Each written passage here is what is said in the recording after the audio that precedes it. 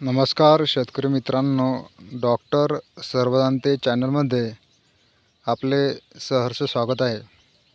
आपण या ठिकाणी हे निंब पाहत आहे शेतकरी मित्रांनो।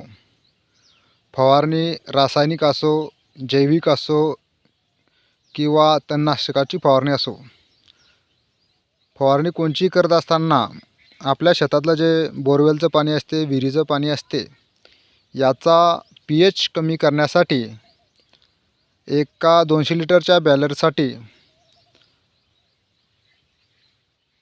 10 ते 12 निंब आपण या ठिकाणी याच्यामध्ये पिळायचे आहे।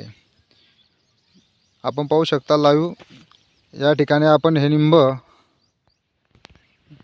पिळल्यानंतर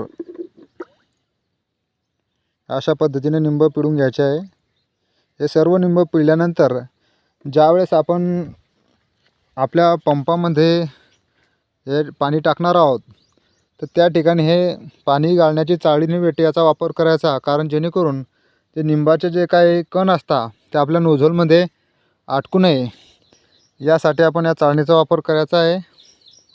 एवढंच नाही शेतकरी मित्रांनो, या निंबाचा वापर केल्यामुळे पाण्याचा pH कंट्रोल होतो आणि जे काही आपण रासायनिक फवारणी करत असतो, कपाशी असेल, जे काही कशावर कोणत्याही पिकावर आपण फवारणी करत असतो, त्याचा फायदा आपल्याला चांगल्या प्रकारे भेटतो। आपलं पाणीच दूषित जर का असेल तर आपण वापरलेली महागाची औषधी ते सुद्धा काम करू शकत नाही।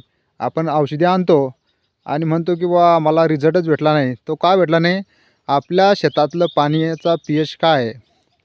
तर साधा आणि सोपा उपाय आहे। एका टाकीला 200 लिटरच्या 10 ते 15 बी घेतले निंब तर काही हरकत नाही। हे निंब पिळून ते पाणी स्वच्छ चाळणीने काढून आपण स्प्रेसाठी ते पाणी वापरू शकतो। शेतकरी मित्रांनो, हा व्हिडिओ जास्तीत जास्त शेतकऱ्यांपर्यंत शेअर करा। तुम्ही स्वतः लाईक करा, दुसऱ्या शेतकऱ्यांना यासाठी पाठवा की हा पाण्याचा pH निंबांमुळे होतो हा मेसेज सर्व शेतकऱ्यांपर्यंत पोहोचू द्या।